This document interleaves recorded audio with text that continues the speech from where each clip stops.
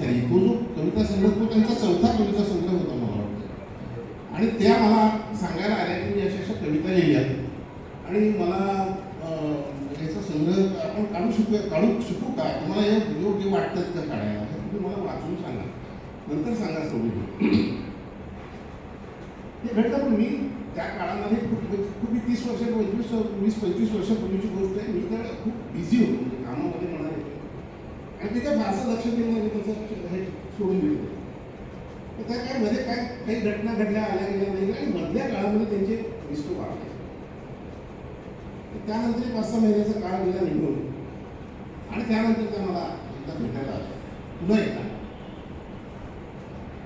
आणि काय तर म्हणले मी तुम्हाला एक संग्रह दिला होता आणि तुम्ही तो काय तुमच्या व्यवधानामुळे कदाचित तुम्ही वाचला असेल नसेल मला माहीत नाही. मी तो साधारण बघितला होता पण त्याच्यावर सिरियसली विचार करण्यासारखा माझा तर काळ नव्हता. त्यामुळे मी म्हणलं हो मला तुम्ही दिला होता मला आठवत आहे आणि माझ्याकडे तो आहे. तर म्हणलं तुम्ही पुन्हा एकदा बघा कसा वाटतो तुम्हाला आणि तो प्रकाशित करावा का, तुमचं काय मत आहे सांगा. आणि ते मला माहिती होतं की त्यांचे मिस्टर मधल्या काळामध्ये वाढले आणि त्यांचा तो 1 वर्षाचा काहीतरी तो दिवस होता, वर्ष पूर्ण होणार होतं असं काहीतरी होतं ते. तर त्या मला म्हणाल्या की माझी खूप इच्छा आहे हो की त्यांच्या त्या पहिल्या वर्षाच्या ह्याच्यामध्ये हा संग्रह प्रकाशित व्हावा आणि तुम्ही बघा जरा तुम्हाला म्हणजे काय वाटतंय ते, असं त्यांनी मला सांगितलं आणि त्या निघून गेले. त्या निघून गेल्यानंतर मी स्वतः थोडंसं अंतर्मुख झालो आणि मी विचार करायला लागलो की या बाईंचा हा चौथा संग्रह हा मला त्यांनी वाचायला दिला होता आणि त्याच्यावर मला भाष्य करायला सांगितलं होतं. त्यावेळेला मी करू शकलो नाही माझ्या कामाच्या ह्याच्यात, ठीक आहे. पण बाई या परत मला येत आहेत आणि ही करण्याची इच्छा प्रकट करतायत आणि ते सुद्धा त्यांच्या पहिल्या दिवशी करतायत. ही गोष्ट काही अलौकिक गोष्ट वाटते मला ती. आणि मी म्हटलं मी डेफिनेटली याच्यात मी लक्ष घालतो म्हणून मी त्यांचा कविता संग्रह वाचला, त्याचा अभ्यास केला आणि त्या कविता संग्रहाने प्रथम प्रस्तावना मी लिहिली आणि मग मीच ते पुस्तक रूपानं प्रकाशित करण्याकरता प्रकाशित वगैरे टाकून दिला, त्यांना बघून दिला आणि त्याचं कटांबळेच्या हस्ते प्राध्यापक कटांबळेच्या हस्ते हे सगळं म्हणजे एकूण जीवनावर एकूण कवितेवर त्यांचं हे जे काही प्रचंड असं प्रेम आहे पहिल्यापासून आणि त्यापासूनच ही 13-14 काव्यसंग्रह त्यांचे प्रकाशित झाले. त्यांच्या कवितेचा आवाका जो आहे ना तो मोठा आवाका आहे. म्हणजे अगदी लहान मुलांच्या कविता त्या लिहितील तशाच त्या मोठ्या माणसांसाठी कविता लिहितील, त्या प्रेम कविताही लिहितील, त्या त्या काळामध्ये त्या त्या वयाला अनुरूप असे एक्सप्रेशन त्यांच्या कवितेतून येत गेले. आणि त्यांची कविता ही एका टप्प्याला काव्य प्रदर्शनाकडून त्या आध्यात्मिक अभिरुचीकडे वळली आणि तो जो काळ होता तो काळ मी पाहतो. म्हणजे त्यांची कविता काव्यरूपातली त्यांची कविता आणि त्यांच्या कवितेला झालेला आध्यात्मिकतेचा स्पर्श हा मी स्वतः डोळ्याला पाहिलेला अनुभवलेला आहे. त्यांच्याबरोबर मी त्याबाबत बोललेलो सुद्धा आहे. कदाचित असं असावं म्हणजे पतीच्या निधनानंतर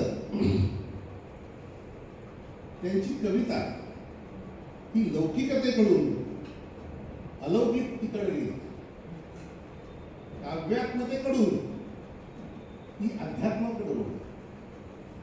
आणि तो विरक्तीचा काळ असतो माणसाचा 55, 60, 65.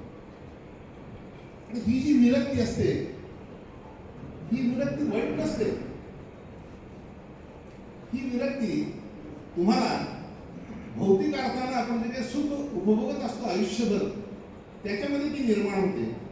आणि त्यापेक्षा एक वेगळं जसं नाण्याची दुसरी बाजू असते तशी त्यापेक्षा वेगळं अशी जीवनाची एक दुसरी बाजू आहे आणि ती बाजू त्या बाजूकडं ही विरक्ती आपल्याला घेऊन जात असते. आणि याच कारणामुळं मला असं वाटतं की सुनीताताईंची कविता ही त्या काव्यात्मतेकडून भौतिकतेकडून हळूहळू ती अध्यात्मिकतेकडे झुकली. आणि हेच आणि यामुळेच हे दिसतं आता त्यांचे जे आलेले संग्रह आहे त्या चारोळे असू दे ती कविता असू दे हे तुमच्या गीतेचं मराठीतलं भाषांतर असू दे, या सगळ्या गोष्टी अलौकिक मला वाटतात. आणि हा अलौकिकतेचा स्पर्श त्यांच्या कवितेला ह्या जी गरजेची विरक्ती त्या विरक्तीतून झाला असावा अशी मला माझी धारणा. एकंदरीत गीतेवरती ज्या वेळेला त्यांनी मराठीमध्ये गीतेचं भाषांतर करायचं ठरवलं त्याच वेळेला माझ्या लक्षात आलं की या कवितेचा आकाराचा आवाका हा थोडासा मोठा आहे. गीतेचं भाषांतर मराठीत काव्यात्मक रूपानं करायचं म्हणजे फार मोठा धनुष्य काय उचलता येते मला वाटत होतं, मला माहीत होतं. आणि त्यावेळेला माझ्या लक्षात आलं कदाचित या बाई वयाच्या 75 पर्यंत गेल्यानंतर त्यांच्यामध्ये जी निर्माण झालेली आध्यात्मिक सूत्रता त्यांना कुठेतरी समजलं असणार आहे सगळं गीतेनं जे सांगितलं ते, आणि ते जे त्या समजलेलं आहे ते त्याला सांगायची इच्छा आहे, ते व्यक्त करण्याची त्यांची इच्छा आहे. आणि तशी इच्छा ही होणं हे स्वाभाविक आहे असं मला वाटतं. आणि ती खरी मॅच्युरिटी त्यांच्या कवितेला ती त्यावेळेला आलेली आहे, म्हणूनच ही गीतेमध्ये मराठी ट्रान्सलेशन त्यांनी केलं असं मला वाटतं.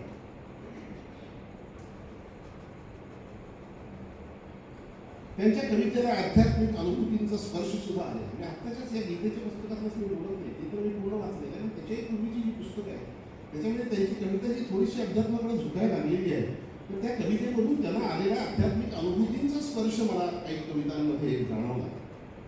त्यांच्या एका कविता संग्रहाला मी एक प्रदीर्घ प्रस्तावना जी दिलेली आहे, काय नाव आहे त्याच्या संग्रहाचं? गवडसा नाव आहे. आता आपण तो अवश्य वाचा. चौथा कविता संग्रह आहे. फार सुंदर कविता आहेत, वेगवेगळ्या विषयावर त्यांनी लिहिलेल्या आहेत. आणि मी सुद्धा मनापासून त्या कवितांचं विश्लेषण त्या प्रस्तावनेमध्ये केलेलं आहे. आता गीतेचं मराठी भाषांतर जे केलं